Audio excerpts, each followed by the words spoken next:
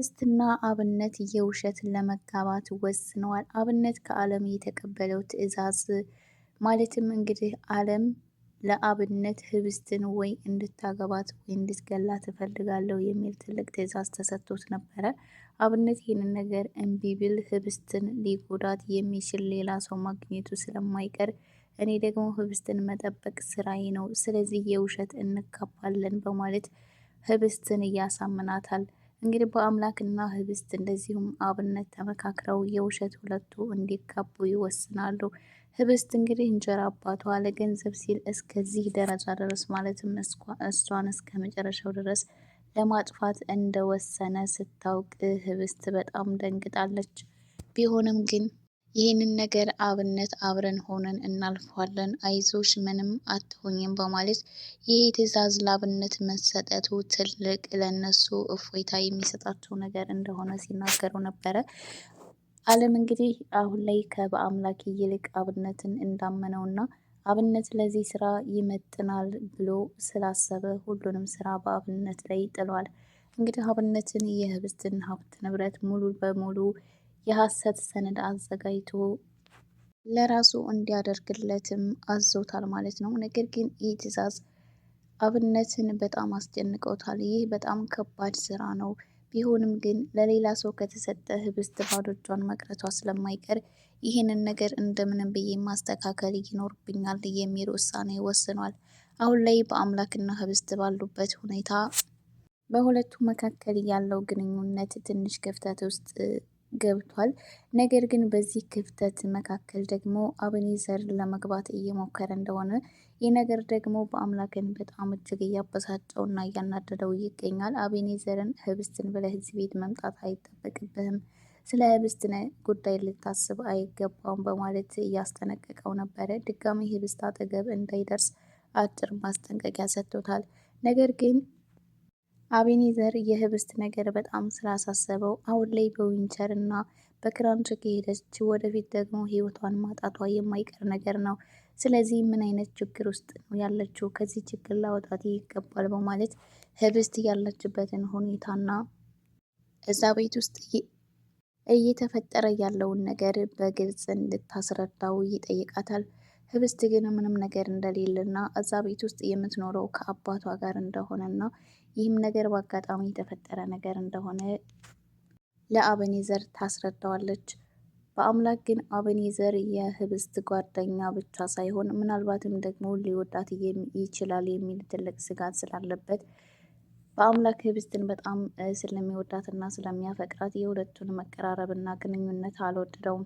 እንግዲህ ለአብነትም ደግሞ ህብስትን ሲያያት ማደር እና መዋል እንደማይችልም ጭምር ሲናገር ነበረ። ህብስት የምትሆን አሁን ላይ በሁለቱ መካከል ያለው ግንኙነት የሻከረ ቢሆንም ነገር ግን በአምላክን ሳታይ መዋልና ማደር እንደማትችል ግልጽ ነው። እንግዲህ በተኛችበት ማለትም ክፍሏ ተቀምጣ በሩ በተከፈተ ቁጥር በአምላክ የመጣ የመሰላት ስትበረገግና በጉጉት ስትጠብቀው ተመልክተናል። በሌላ በኩል ይፍቱ ስራ እንግዲህ ባሏ አለም ከሄርሜላ ጋር የነበረውን ግንኙነት በስተመጨረሻም ቢሆን አውቃለች። ታፈሱ ሳታውቀውም ቢሆን ሄርሜላ በሌሊት አቶ አለም ክፍል ሲገባ እንደነበረ ስትናገር ይፍቱ ስራ በጣም በመደንገጥ የተናገረችውን ነገር እንድትደግሙና በደንብ እንድታስረዳት ብትጠይቃትም ነገር ግን ታፈሱ ይህ ነገር ከአቶ አለም ከሰሙ እኔን ይገሉኛል ብላ ስላሰበች ነገሩን በደንብ ልታስረዳት አልፈለገችም። ነገር ግን በአምላክን ስትጠይቀው አዎ በክፍሉ ትገባ ነበር በማለት እየተፈጠረውን ነገር ሁሉ ይነግራታል።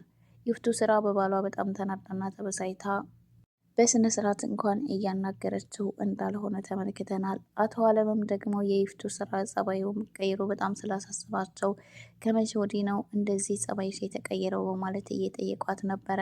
ይፍቱ ስራ ግን እኔ ጸባይ መቼም ቢሆን ሊቀየር አይችልም፣ አሁንም ቢሆን አልተቀየርም በማለት ምንም ነገር እንዳልተፈጠረና እንዳላወቀ ለማስመሰል እየሞከረች ነበረ።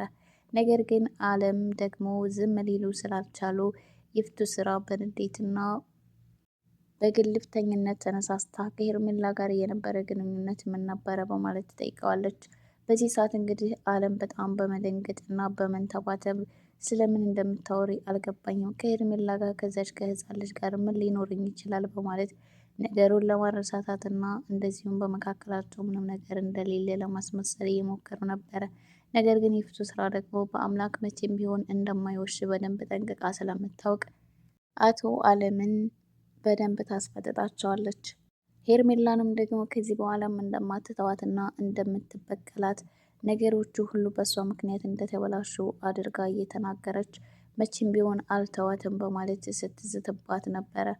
ሄርሜላ በስተመጨረሻ በመጋለጧ ደስ ያላችሁ ይህን ቪዲዮ እስካሁን ላይክ ያላረጋችሁ ላይክ አድርጉ። እነዚሁም ቻናሉን ሰብስክራይብ በማድረግ ቤተሰብ ሆኖ ሄርሜላ እንግዲህ የውሸት አርግዣለሁ በማለት ማለትም ሳታረግዝ አርግዣለሁ በማለት በአምላክን ትልቅ ወጥመድ ውስጥ ተከታው እንደነበር ተመልክተናል። ነገር ግን በአምላክ በራሱ መንገድ እውነቱን ለማወቅ ችሏል ማለት ነው። ሄርሜላም በዚህ ምክንያት ስለተጋለጠች እናቴ ሞታብኛለች መሄጃም የለኝም በማለት ሰበብ ከዛ ቤት እንዳትወጣ የተቻላትን ነገር አድርጋ ነበረ። ነገር ግን ይህ ደግሞ እቅዷ አልተሳካለትም። ከዛ ቤት እንዴት አድርገው አመናጭቀው እንዳስወጧት ተመልክተናል። አሁን ላይ ሄርሜላ ከዛ ቤት ውስጥ መባረሯ ለሁሉም ትልቅ እረፍት እንደሆነላቸው ሲናገሩና አሁን ላይ ቤቱ ሰላም እንደሆነ ሲናገሩ ተመልክተናል ማለት ነው። ሄርሜላን ግን አሁንም ቢሆን እነሱን እንደማትተዋቸውና በሌላ አጀንዳ ወደ ቤት እንደምትመለስ እርግጥ ነው። አሁን ላይ ግን እስካሁን ያሰበችው እቅድና ተንኮል አንዱም ሳይሳካላት ተዋርዳና ተመነጫጭቃ ከዛ ቤት እንደወጣች ተመልክተናል። ህብስትን በጓደኛዋ ምክንያት በጭራሽ ያላሰበችውና ያልጠበቀችው ነገር ስለተፈጠረ በጣም ልቧ እንደተሰበረ ተመልክተናል። በአምላክም እንግዲህ ከሄርሜላ ጋር በነበረው ግንኙነት ህብስት በጣም ልቧ ተሰብሮና አዝና ስለነበረ አሁን ላይ ግን ሁሉም ነገር ውሸት እንደሆነ ስትረዳ በውስጧ ትልቅ ደስታ ቢሰማትም ነገር ግን ደግሞ ይህንን ደስታዋን በአምላክ ልታሳየው ፈቃደኛ አይደለችም።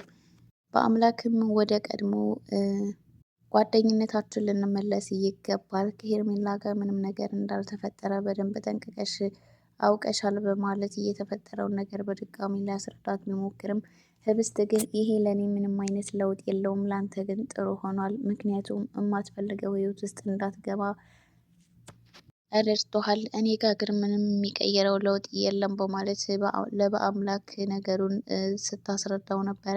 በአምላክ ግን ህብስት የተናገረችው ነገር እውነቷን እንደሆነ ባያምንም ነገር ግን በንግግሯ ለጊዜው በጣም እንዳዘነ ተመልክተናል። የአብነትና የበአምላክ ግንኙነትና ጓደኝነታቸው በጣም ደስ ይላል። እንግዲህ አብነት በአምላክ ከሄርሜላ ጋር በተፈጠረው ግንኙነት እንኳን ቢያዝንበትም ነገር ግን ሊጥለው ፈቃደኛ አልነበረም። ማለትም ችግሩን ይሄንን ነገር በአምላክ ሊያደርግ አይችልም፣ የሆነ ነገር ተፈጥሮ መሆን አለበት በማለት ነገሩን ቆም ብሎ በማሰብ እና በአምላክን በእርጋታ በማነጋገር ነገሩን ለመረዳት ችሎ ጓደኝነታቸውን አትርፏል ማለት ነው። እንግዲህ ከዚህ ቀደም ብዙ ጊዜ አብነትን ሄርሜላ አትሆንህም ተዋት እያለ በአምላክ ሲነግረው ስለነበረ ሁሉም ነገር በስተመጨረሻ ግልጽ ሆኖለታል ማለት ነው። አሁን ላይ ሄርሜላ በሁሉም ዘንድ በፍጹም ያልተጠበቀች እና ያልታሰበች ልጅ ሆና ተገኝታለች። በተለይ ደግሞ በጓደኛዋ በህብስት ጉዳይ ህብስት በጣም የምታምናት እና የምትወዳት ጓደኛዋ ስትሆን ሄርሜላ ግን እሷ የሀብታም ልጅ ናት፣ እሷ የምትኖረውን ህይወት ለኔ ይገባኛል በማለት ህብስትን በጀርባዋ ልትጎዳት ሞክራ ነበረ። ነገር ግን አልተሳካላትም። አሁን ላይ ህብስት ያለችበት ሁኔታ በጣም ከባድ እና አሳዛኝ ቢሆንም ነገር ግን በአምላክና አብነት ህብስት ነፃ ለማውጣትና ከነ አለምና ይፍቱ ስራ እጅ ለማውጣት እየሞከሩ ይገኛሉ።